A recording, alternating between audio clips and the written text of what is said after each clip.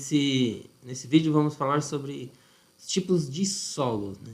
Aí a gente pergunta, o que o solo tem a ver com o transporte, né, rodoviário de carga? Tem muito a ver, porque o solo ele entra em contato direto com os pneus do caminhão.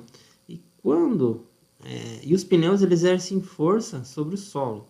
Então, quando a gente tem um elemento, né, que exerce força sobre o outro, o mais resistente, né, ele acaba cedendo.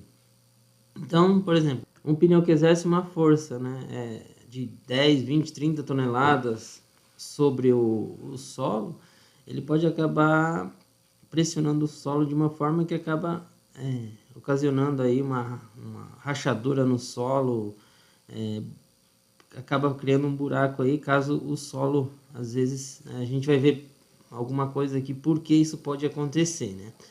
Então, vamos seguir aqui. Um olhar desatento diria que não há nenhuma ligação entre solo e logística. Na realidade, é justamente o contrário, o que é verídico. Tudo se relaciona, né? O homem sonha, o seu sonho faz nascer um desejo e então surge a necessidade de satisfazer o desejo. É por isso que o comércio existe, né? Desde Gênesis até o que mudou até aqui foi a forma como o ser humano faz comércio. Mas o comércio sempre existiu. Então, se a gente partir do princípio de que transporte é transferência e tudo que é transferido de um ponto a outro é um transporte, então o transporte é tão antigo quanto o comércio. No início, né, no início aí do comércio, aí o transporte era feito sobre carroças puxadas por animais, né? Houve um tempo aí que nem animais existiam. As estradas eram de terra e não havia necessidade delas serem asfaltadas. Aliás, o asfalto danifica o casco dos animais, né? Então, o asfalto, para determinado tipo de transporte, ele não é o ideal. Então o asfalto começou a existir mais tarde, né? Com a invenção do caminhão, os animais foram perdendo seus postos de trabalho.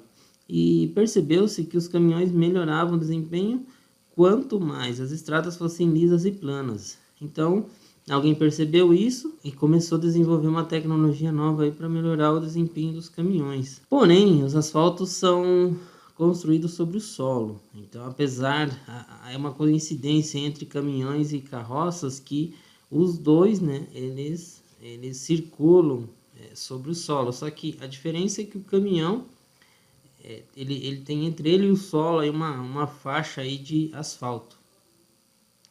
Tanto o asfalto quanto o solo tem um limite máximo de resistência. E desrespeitar ou desconhecer a resistência do solo e do asfalto é prejudicial para todos, porque ambos são de uso comum. Então, às vezes, aí o transportador abusa aí da carga, ele pode, além de danificar o caminhão, ele danifica o asfalto. Naquele momento, né, houve uma vantagem aí para o transportador que acabou exagerando aí na carga, ele transportou, ele ganhou um frete e naquele momento ele teve uma vantagem. Porém, para a sociedade, ele causou um prejuízo, porque esse excesso aí sobre o asfalto, ele causou aí uma destruição aí precoce do asfalto. E isso prejudicou todos os veículos que vão circular aí depois, né, por esse mesmo asfalto rodovia aí. Por isso que é importante respeitar aí os limites aí da lei aí, os limites de exigência máxima aí do DENIT, do DER, né, que eles impõem isso, né, justamente para preservar o asfalto, para manter uma durabilidade maior aí para benefício da sociedade. Não vamos entrar no mérito aí nessa questão aí de, poderia ser um asfalto mais resistente. Não, poderia, mas na nossa realidade, a gente tem que entender que a nossa realidade, os asfaltos não são tão resistentes, e aí isso provoca ainda mais, né? Deveria provocar ainda mais na gente o desejo aí de seguir aí o que a legislação determina, para a gente conseguir utilizar mais.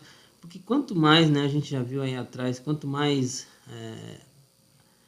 Quanto mais a estrada tiver buraco, danificada, mais, né, vai ter causar prejuízo e causar gasto aí com manutenção preventiva, manutenção corretiva. Mas é preciso desembolsar dinheiro aí em troca de pneus e o custo, né, acaba sempre voltando para o transportador. Então, desrespeitar no momento acaba prejudicando no momento seguinte. A erosão, né, que é uma das ocorrências aí de asfalto aí, que acontece, uma das causas de agravamento aí dos problemas de solo é a erosão, né? Que ela pode ser invisível, ocorrendo embaixo do solo ou do asfalto e causando acidente, como esse que a gente está vendo aqui na imagem. O carro estava passando, ele exerceu uma força sobre o asfalto que tinha um buraco por baixo, ele acabou caindo. E isso aí é um dos problemas da erosão. Existem diversos tipos de solo, né, no Brasil, alguns com mais resistência, outros com menos, né? E a gente aí tem dois principais fontes aí de informação sobre solos. A primeira fonte vem dos agrônomos, que eles classificam solos interessados no cultivo. Eles têm uma classificação bastante diferente, muito maior aí do que os engenheiros, porque os engenheiros eles classificam para determinar a resistência das construções. Então eles têm objetivos diferentes, mas ambos classificam o solo. É bom a gente conhecer os dois tipos para tomar conhecimento aí dos dois tipos, para saber lidar com cada tipo de solo em determinada região aí, né? Conhecendo a região. Então, o Sistema Brasileiro de Classificação de Solos, a Embrapa, ela ordena o Sistema Taxonômico Oficial de Estudos dos Solos do Brasil, através da Embrapa Solos. O Sistema Brasileiro de Classificação do Solo define o solo como uma coleção de corpos naturais, constituídos por partes sólidas, líquidas e gasosas dinâmicos, formados por materiais minerais e orgânicos. O CIBS, ele classifica os solos em 6 classes de níveis categóricos. O primeiro nível está separado em 13 ordens categóricas: os argissolos, cambissolos, chernossolos, espodossolos, gleissolos, latossolos, luvissolos, neussolos, nitossolos, organossolos, planossolos, plintossolos e vertissolos. No segundo nível estão as subordens. No terceiro nível estão os grandes grupos e no quarto nível estão os subgrupos. No quinto nível de classificação estão as famílias e no sexto nível estão as séries. Aqui a gente tem uma visão em forma de imagem dessa classificação. Ali está no primeiro nível à esquerda a ordem, em seguida a gente vê a subordem, depois os grandes grupos, os subgrupos, a família e as séries. A distribuição do solo do Brasil ela é bastante diversificada, torna um mapa colorido, né, dos tipos de solo aí, das 13 classificações, torna um mapa bastante colorido. Não tem alguns que predominam, mas olhando para o mapa a gente consegue ver uma predominância aí dos latossolos, né, que é o laranjinha. Quando eles vão medir o solo, a gente pode ver uma imagem aí das cores do solo, os artissolos vermelho, amarelo ou abrupto, o latossolo vermelho e o nitossolo vermelho. Cada solo, né, ele caracteriza, tem solos mais acinzentados, outros de outras cores, mas se a gente entrar muito, estudar muito a fundo eles aqui nesse momento aí vai ficar muito extenso o vídeo. Os argissolos, eles sofrem problemas sérios de erosão, principalmente onde há presença de cascalho ou quanto maior o grau de declividade do terreno. Os cambissolos, eles apresentam um relevo bastante ondulado com riscos de inundação em ambiente de várzea. Os chernossolos, eles apresentam elevada plasticidade e pegajosidade, consistência dura a muito dura e riscos de erosão. E os espodossolos, Eles são solos profundos, a muito profundos, que apresentam drenagem moderada a imperfeita, predominantemente arenosa, que podem servir de fonte de areia para a construção civil. Os gleisolos, eles são solos mal ou muito mal drenados, que por isso sofrem de risco de inundação. Os latossolos são solos profundos, ocorrem em relevos suaves e ondulados, bem drenados, com textura argissola média ou fina. Os luvissolos são suscetíveis a processos erosivos, encontrados em áreas de clima seco, em relevos ondulados a muito ondulados. E os neossolos são solos rasos e poucos pedregosos.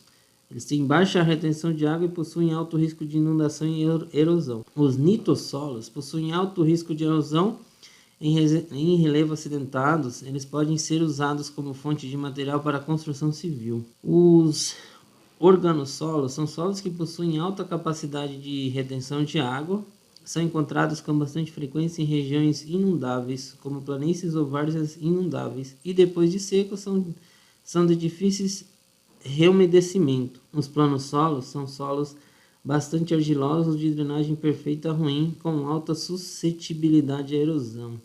E os plintossolos, eles possuem um ciclo alternando-se entre úmido e seco, com drenagem perfeita e pedregosidade. São utilizados para a construção civil.